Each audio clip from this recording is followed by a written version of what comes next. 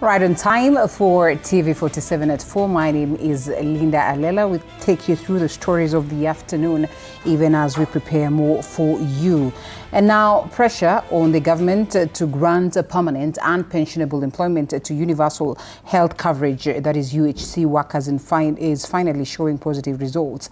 Health workers have confirmed that their salaries have been reviewed and increased, signaling progress in addressing their long-standing grievances. However, they continue to urge county governments to issue 4 official appointment letters confirming their permanent employment status. Despite the salary adjustment, the nationwide strike remains in force as workers insist that all outstanding demands must be fulfilled. Among their key demands is the signing and implementation of the return to work agreement between their representatives and the Council of Governors, and the workers maintain they will only resume duties once every agreed commitment has been honored. We also want to thank some of the class that are very positive, that are welcoming the move, but condemn the few that are resistant to this change, that are resistant to translating our junior colleagues into PNP, and ask them that the best way to do this thing is to collaborate with the workers' representative, MOH, and themselves, so that we can close this chapter that we have struggled for the last 7 years. The issue of UHC cannot be used as a bargaining power for that one. If you want to change the DORA or the CARA thing, just do it with the administrative action. We are tired. 6 years is a long time to wait. We are tired. Just give us our permanent and pensionable letters, give us our gratuity, give us our promotions, job group designations, pay our arrears, share for medical, for UHC staff. It's not even working. Ni matatu.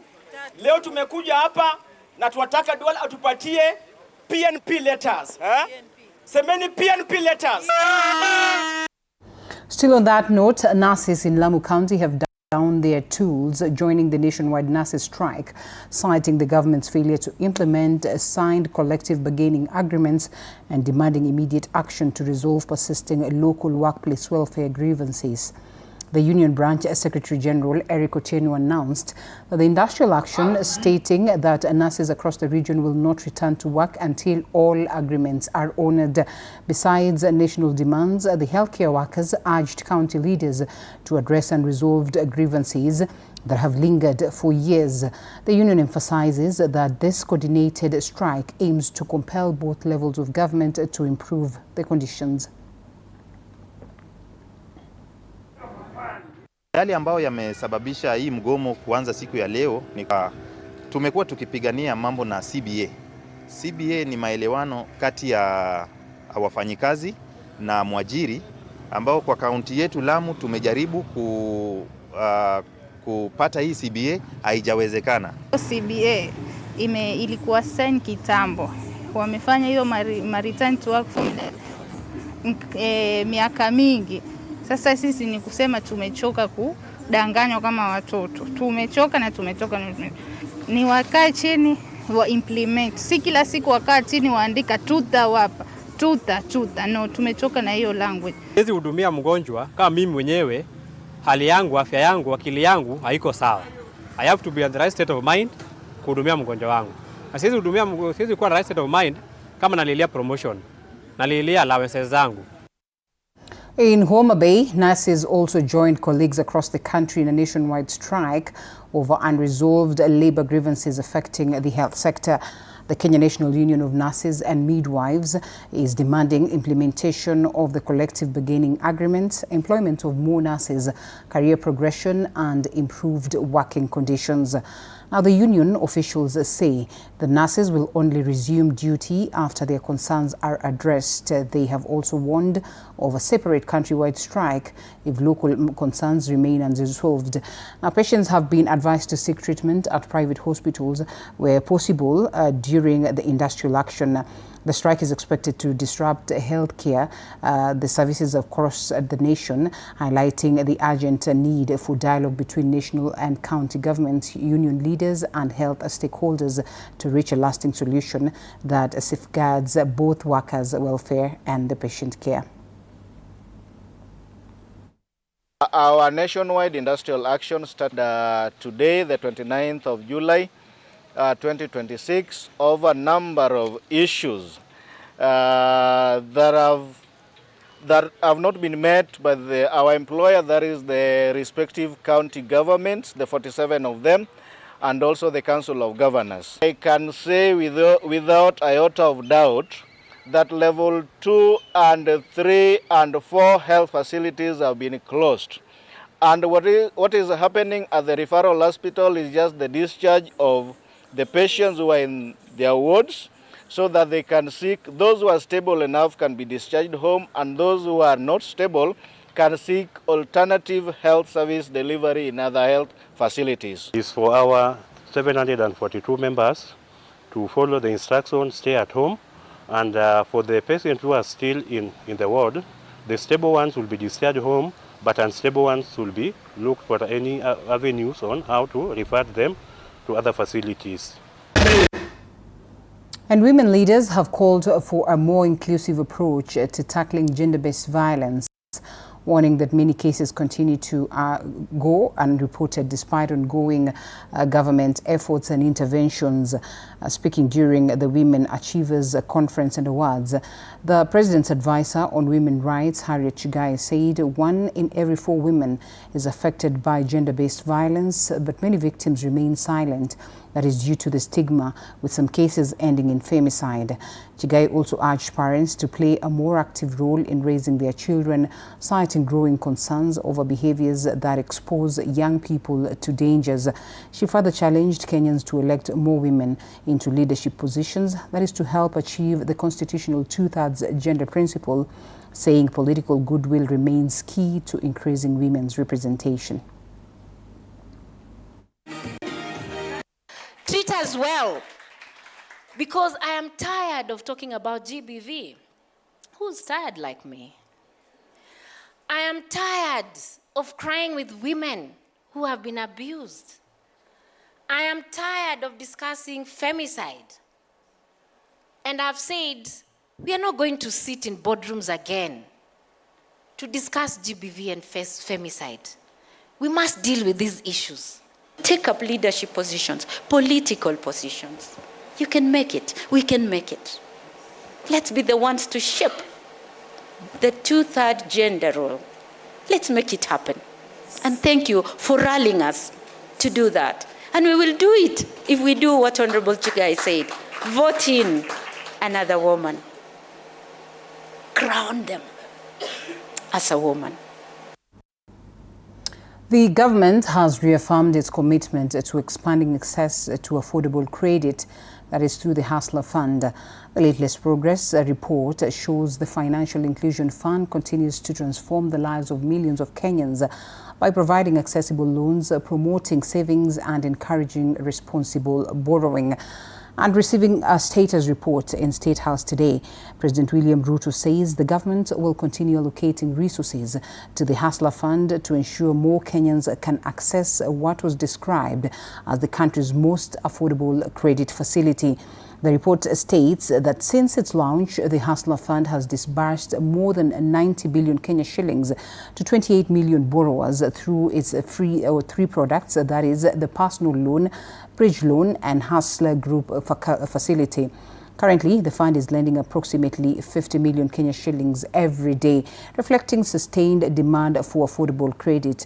And the report further indicates that the fund has recorded 10 million repeat customers, with 4.5 million borrowers earning A and B credit scores due to consistent borrowing and timely loan repayments.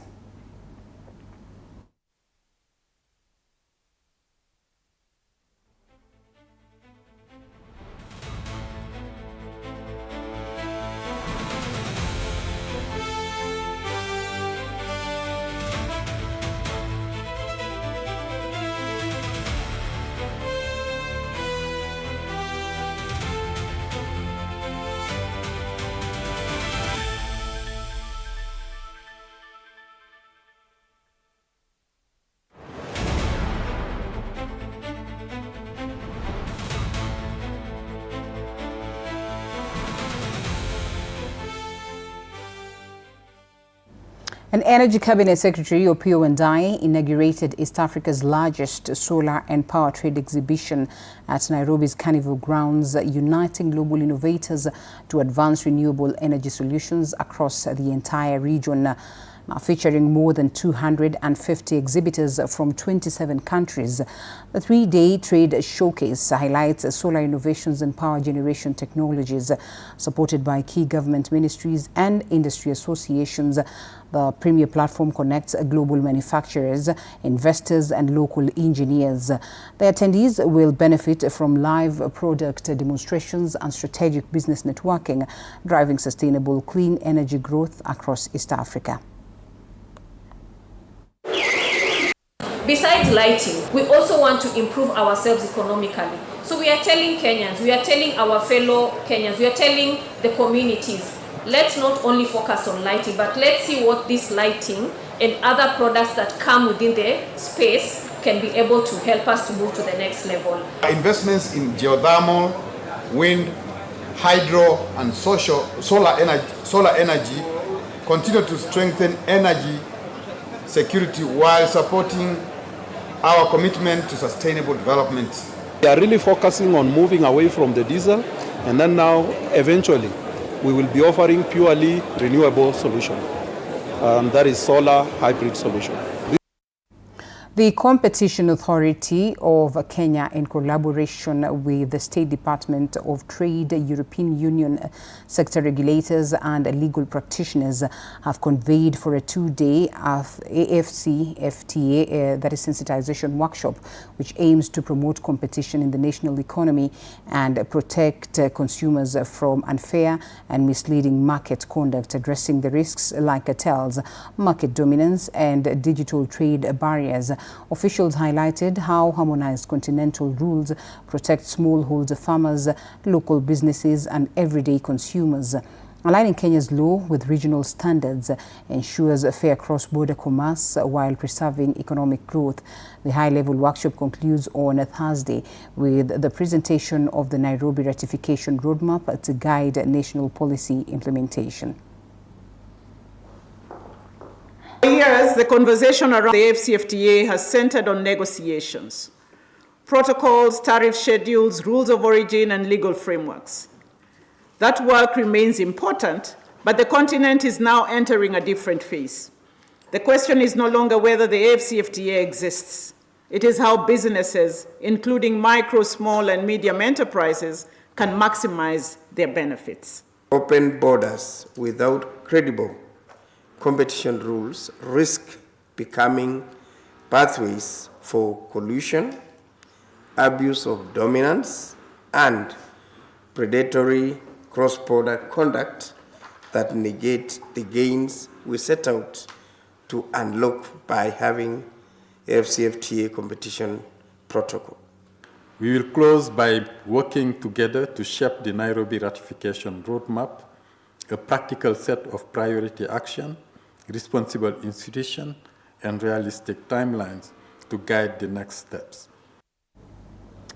And now the Ethics and Anti-Corruption Commission has arrested 3 suspects over the alleged embezzlement of 4.8 million Kenya shillings meant for 6 electricity transformers in Yembe North constituency, Meru County, that is during the 2014 and 2015 financial year.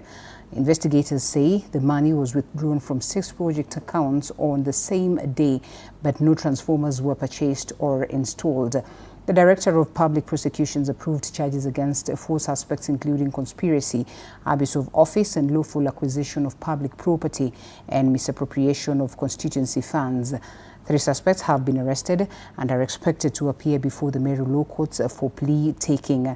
EACC has also directed the remaining suspect to surrender at its Isiolo regional office, reaffirming its commitment to protecting public resources and fighting corruption.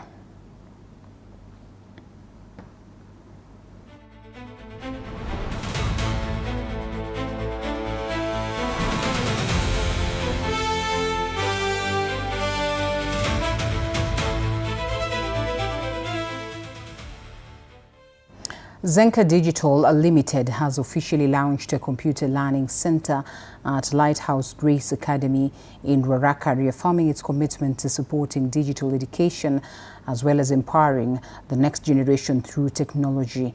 Now, the project involved the transformation of an existing classroom into a fully equipped computer learning center, complete with 13 computers, internet connectivity, and Microsoft Office software. The parents said the initiative has helped them save money previously spent at cyber cafes, as students had no prior access to computers at school. Bernard Kiraide, country manager Zenka, said that after visiting different schools, they noticed students at Lighthouse Grace Academy who were forced to visit cyber cafes to access computer, a situation they termed unsafe for young learners. In this particular center, realized they have difficulties of accessing computers and computer learning because they had to leave the school compound, go across to look for a cyber cafe, which parents also had to pay for that particular lesson. And yet, when you look at the CBC curriculum, computers is actually one of the requirements. So this is hopefully an initiative that we admire. It is very personal to us, and we would like for it to change the lives of these children to a point where they can be able to change their society as well. Today we are very happy to receive Zenka into our school. They have done such a good job in helping us set up an ICT learning center where our children will be able to get ICT skills. The presence of the computers now will be able to cover all of them. So it's going to help us improve learning.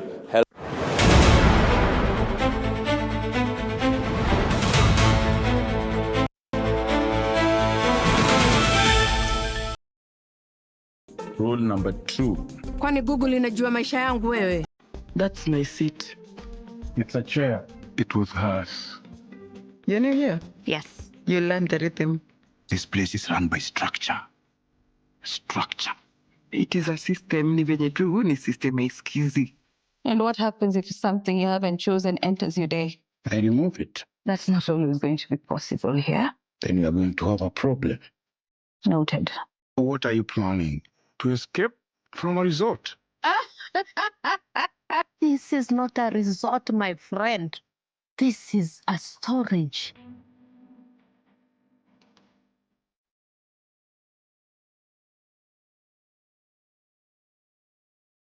You have to be very careful. Fake money can kill business. Na leo mkorada yangu. Small money, kapesa kadogo, big behavior. I only have big notes. Alikuwa anatafuta courage. Yaani nafaje kutengeneza kachumbari na manyanya zinakaa hivi? Ona, kili ni kama kiwa.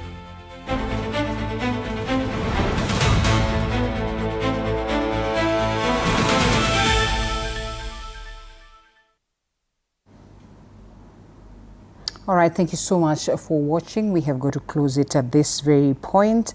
It was great having you. My name is Alela. See you again tomorrow.